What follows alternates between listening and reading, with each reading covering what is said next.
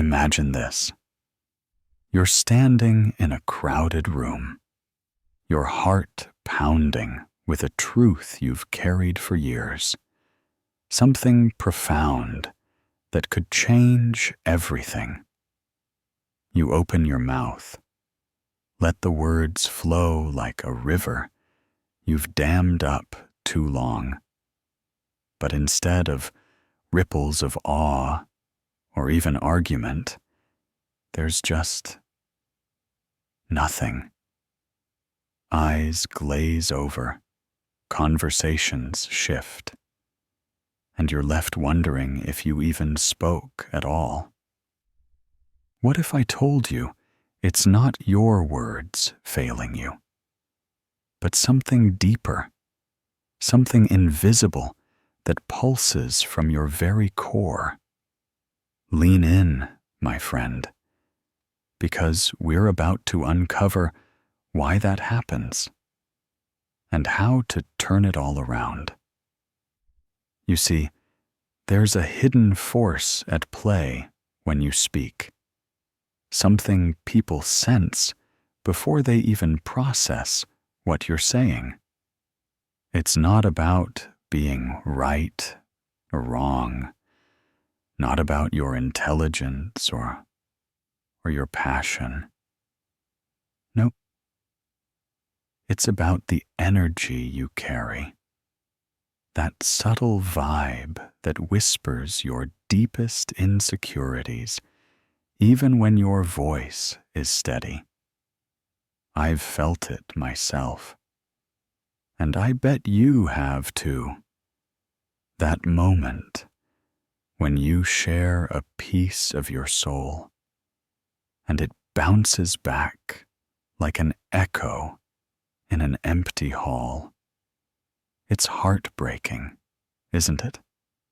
That sting of being overlooked, not because you're invisible, but because your words are laced with a quiet plea for approval. Let me paint a picture for you. Think of the great thinker Friedrich Nietzsche, not as some distant philosopher, but as a man who wrestled with the same shadows we all do. He once wrote that anyone with a strong why in life can endure almost any how. But beneath those words, there's a fiercer truth, he implied. People aren't drawn to your ideas alone. They're pulled in by the fire in your spirit, the unshakable conviction that radiates from within. If that fire is flickering, dimmed by doubts or old wounds, your message scatters like ash in the wind. In a world where everyone's shouting to be noticed, you're not just another voice. You're broadcasting a hidden hurt, masking it as wisdom or debate. And folks can feel it deep in their bones.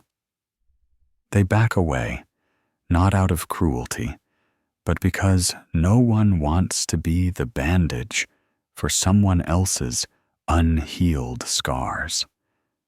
Oh, I know that hits hard. Have you ever bared your heart in a late-night talk with a friend, only to watch them fidget and glance away? Or poured out your deepest thoughts at a family gathering, met with awkward silence or a quick subject change? It's not imagination. It's real, and it cuts deep. But here's the comfort in the pain. It's not the world rejecting you. It's a cycle you're caught in, one Nietzsche called ressentiment, that simmering bitterness born from feeling powerless, from chasing shadows of validation that never quite materialize, When that resentment creeps into your tone, your eyes, your very presence, people tune out. Not because your truths are flawed, but because they come from a place of fracture, not wholeness. Humans, at our core, crave that raw, energetic integrity, the kind that feels safe, solid, like a steady hand in a storm. If you're nodding along, feeling that uncomfortable spark of recognition, stick with me.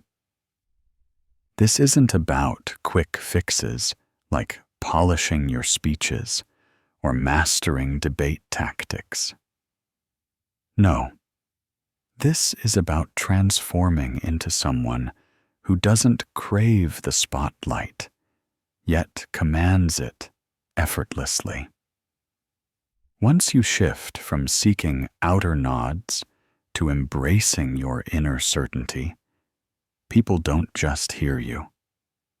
They carry your words with them, letting them echo in their minds long after you've stopped talking.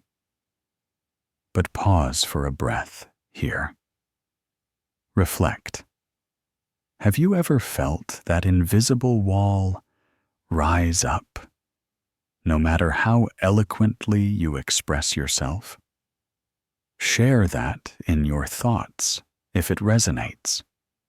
We're all in this together. Diving deeper, the real issue isn't how you deliver your message, it's the why behind it. So many of us speak to drown out the quiet, to affirm our existence, or to snag a crumb of affirmation from others. But true power, it blooms when you speak without needing an echo. That's the beautiful paradox. Let go of the hunger for approval, and suddenly your voice becomes irresistible. Why is this so tough? Because life taught us to perform from the cradle, to dazzle, to explain endlessly, to mold ourselves into shapes that fend off rejection. We learned to be likable at all costs, but Nietzsche saw through that facade. He warned that beneath our polished exteriors, resentment festers, a silent battle against past hurts. The parent who dismissed us, the friend who vanished, the partner who tuned us out. That unresolved fight seeps into everything. Your rhythm, when you talk, the way you linger on points, the frustration bubbling up when they don't grasp it immediately. People don't react to the logic. They sense the wounds. And if you're still silently begging, "See me, please," through your insights, they'll withdraw. It's like offering a gift wrapped in thorns. No one wants to hold it close. Now, here's where the real challenge kicks in. You might think, okay, I'll just squash all my insecurities overnight and speak from pure strength. But that urge itself stems from the same need to be admired. The path isn't about erasing flaws in a flash. It's about ceasing the show altogether. Embrace the burn of silence. Say less, but infuse it with more meaning. Become comfortable with misunderstanding, with no praise, no validation. It's scary, downright terrifying, like stepping off a cliff into the unknown. But oh, the freedom on the other side. Your words gain gravity, not from perfection, but from harmony within yourself. Let me illustrate this with a story that might mirror your own life. Picture a guy named Alex, a sharp-minded soul from a bustling city like Chicago. Alex was the type who could dive into conversations about existence, human nature, and the illusions we cling to, his eyes lighting up with genuine fervor. He wasn't boastful. He just wanted to connect on a profound level. But every time he opened up, at coffee shops, family dinners, or late-night hangs, people's interest faded. They'd nod vaguely, mutter, "interesting," and pivot to weather or sports. It crushed him, that repeated dismissal, like a wave crashing over his enthusiasm. So he amped it up, sharing more, gesturing wildly, hoping sheer passion would break through. But it backfired, making him seem desperate, like he was fishing for compliments rather than offering wisdom. One rainy afternoon, after yet another brushed-off monologue, Alex hit his limit. He sat alone in his apartment, staring at the city lights blurring through the window, tears mixing with the downpour outside. He decided enough was enough. No more chasing echoes. He started listening instead, observing the world without injecting his need to be the sage. Days turned to weeks, and when he finally spoke again, it was sparse, deliberate. No more over-explaining, no hidden agendas. And something magical shifted. At a neighborhood gathering, he casually mentioned a thought on resilience, not to impress, but because it felt true. People paused, leaned closer, their eyes locking on his with real curiosity. Why? Because his energy was clean now. No hooks, no pleas. Just quiet power. That's the essence Nietzsche hinted at. Those who scale their inner mountains often do it solo. And from that peak, their presence alone draws the world in. Not through volume, but through a silence that's profound, unbreakable. You have that in you, my friend, but you must release the world's role as your savior.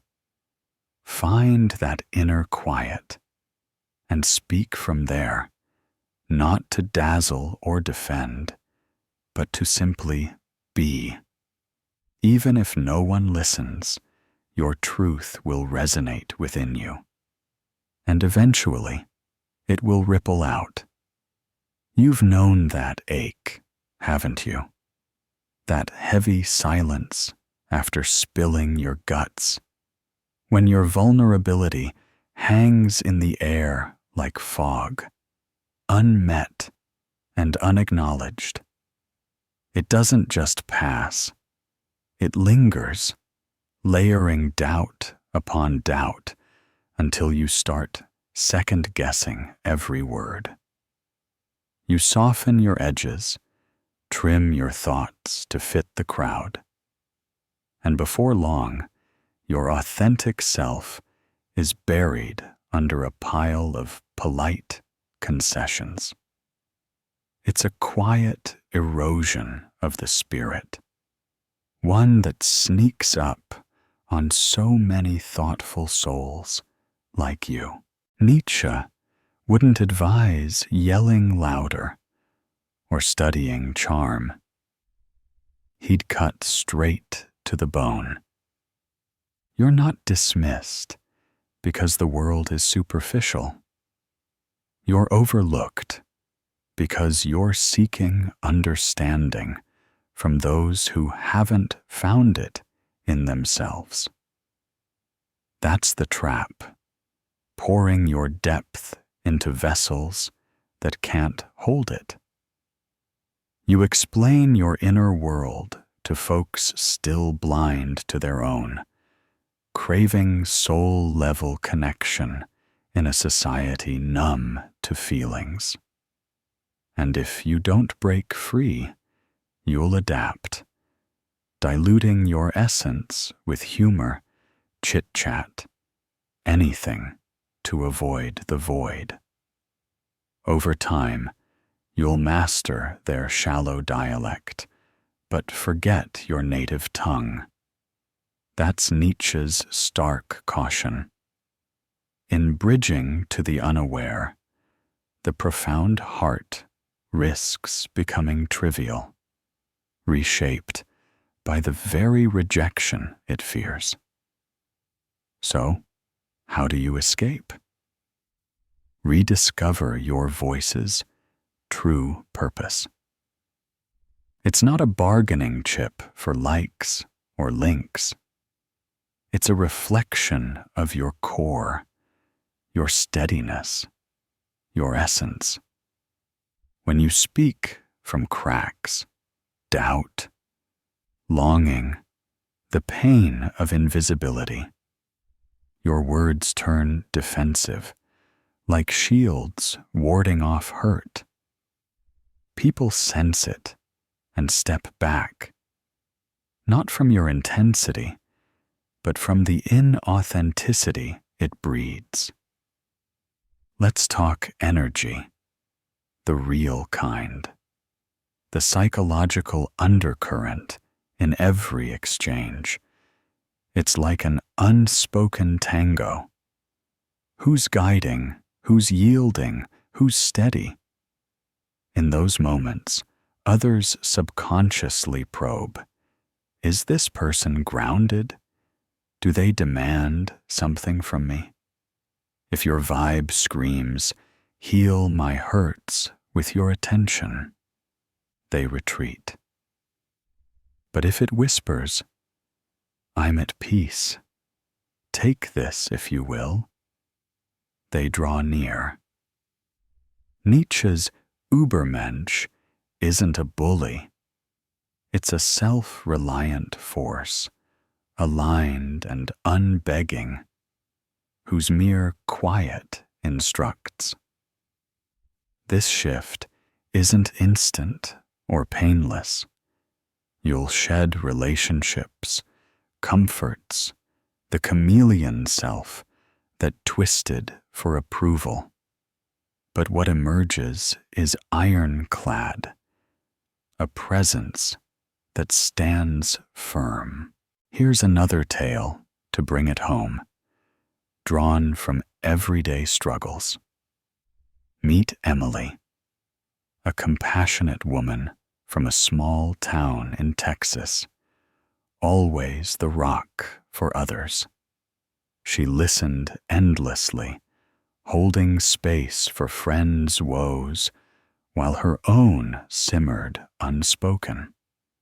One crisp autumn evening, over tea with her closest circle, she finally unveiled her battles. The grip of anxiety, the terror of uncertainty, the spark of her personal growth. She chose her words with care, poetic even, hoping for that mutual unveiling. But the response? Uneasy shifts, forced smiles, a quick pivot to lighter topics. It shattered her, that wall of discomfort. She replayed it endlessly. Was I too raw? Too demanding?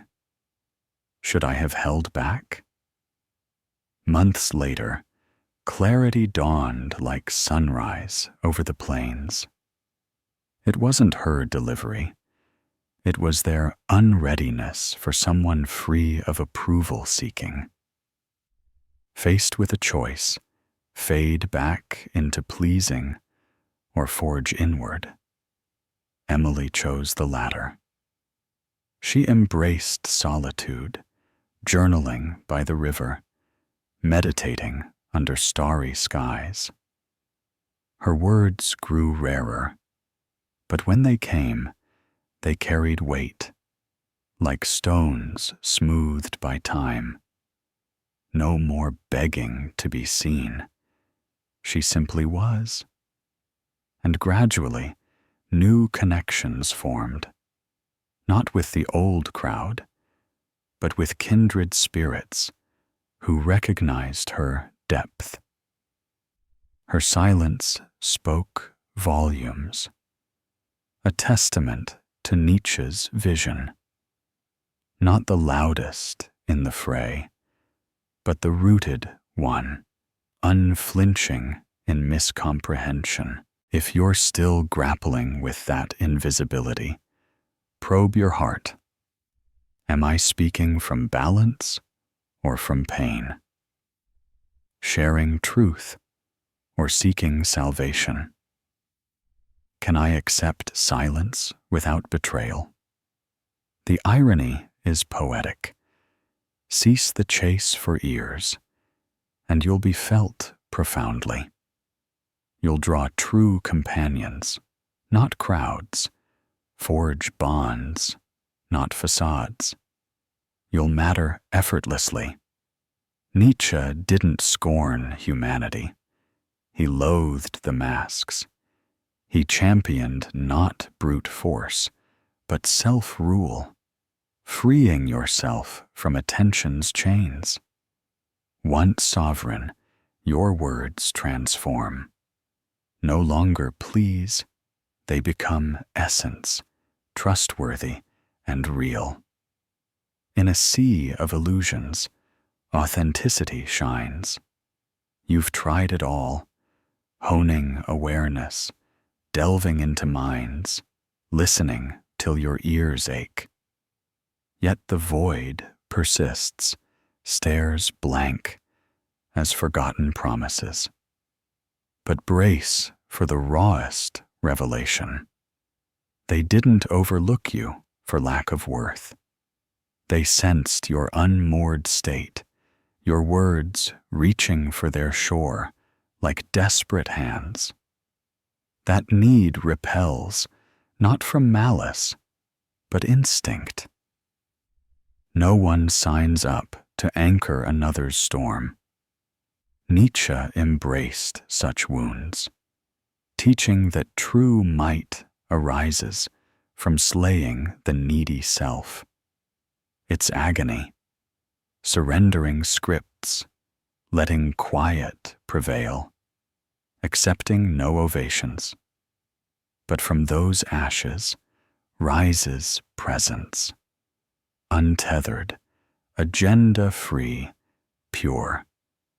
Speak from there, and people don't hear. They absorb.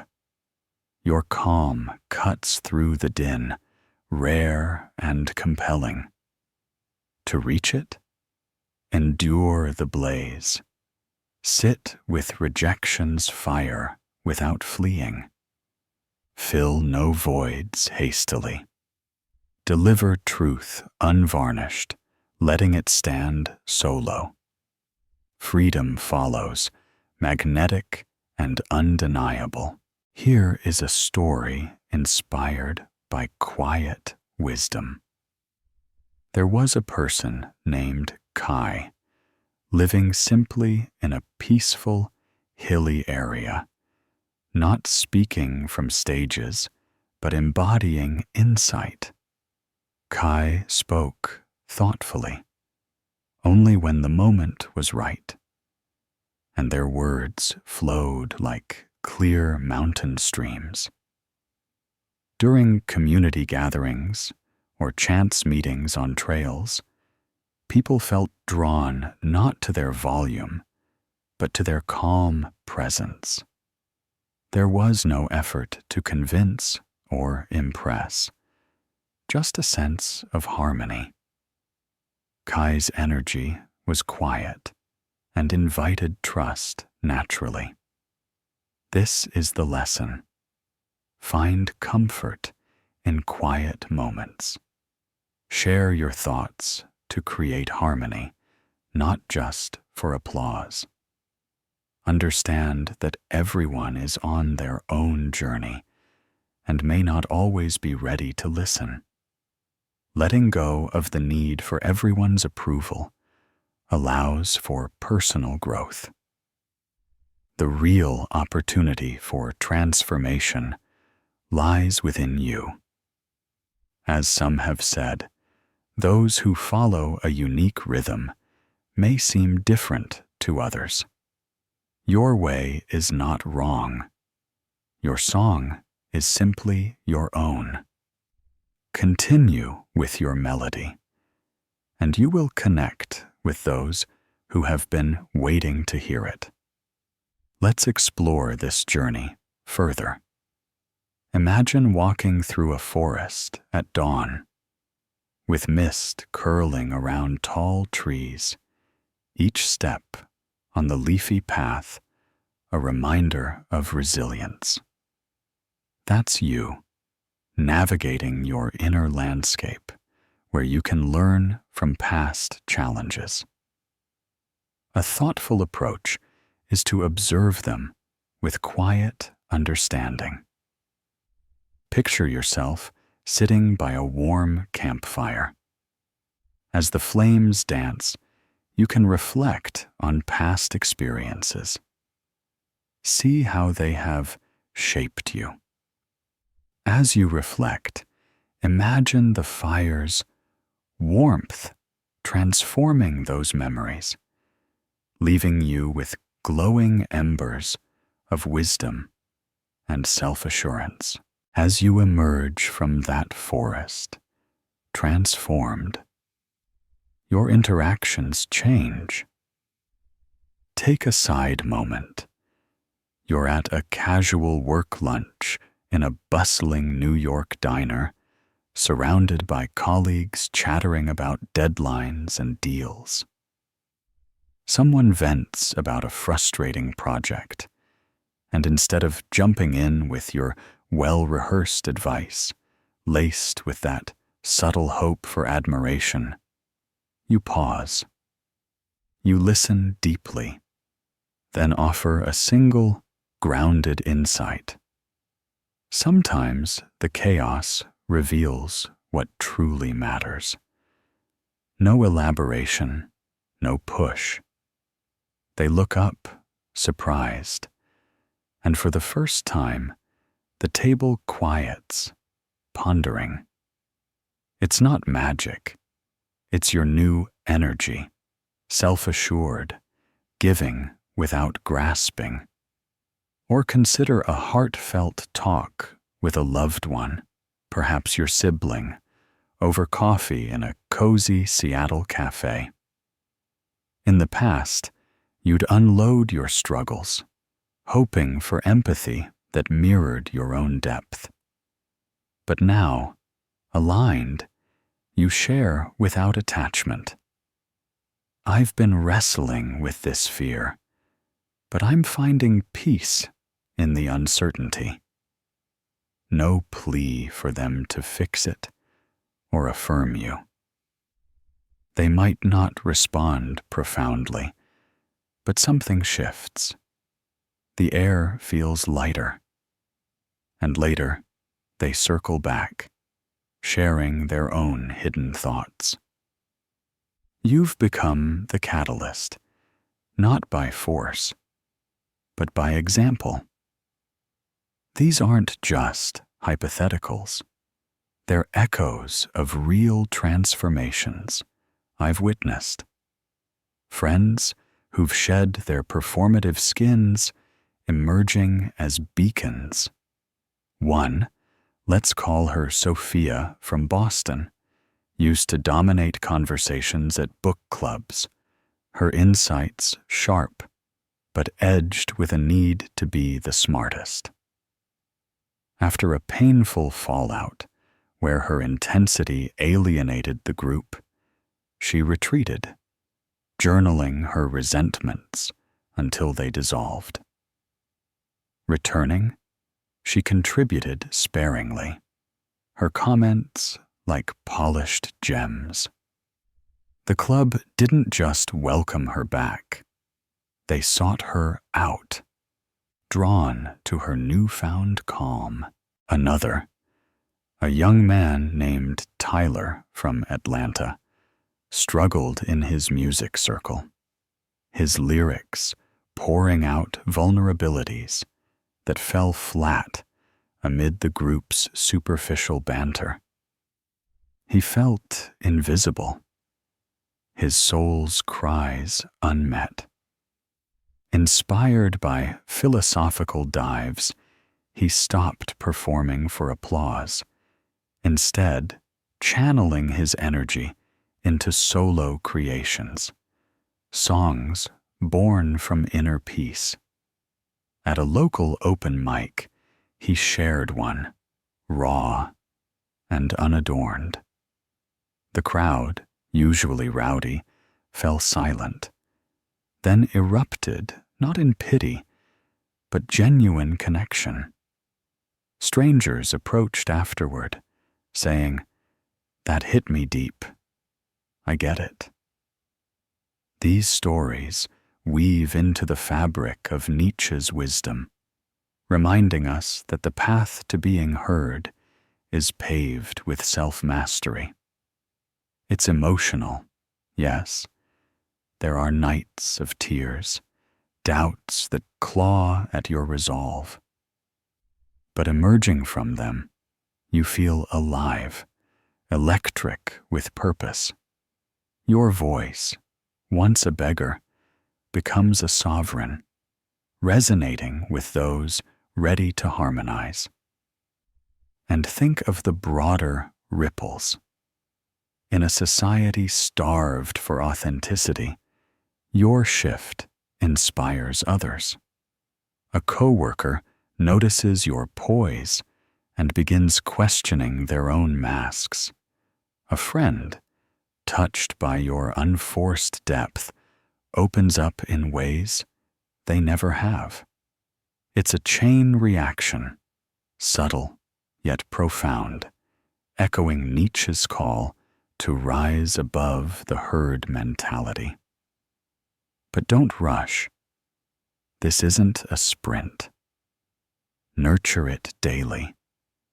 Meditate in the quiet hours. Walk in nature to ground your energy. Reflect on interactions without judgment. When resentment bubbles up, acknowledge it gently, like an old friend you've outgrown. Over time, your words will carry not just meaning, but magnetism, pulling in souls aligned with yours. You've got this, truly. The curiosity that drew you here is the spark. Fan it into a flame. Speak from your center, and watch the world listen. Not because you demanded it, but because you became undeniable.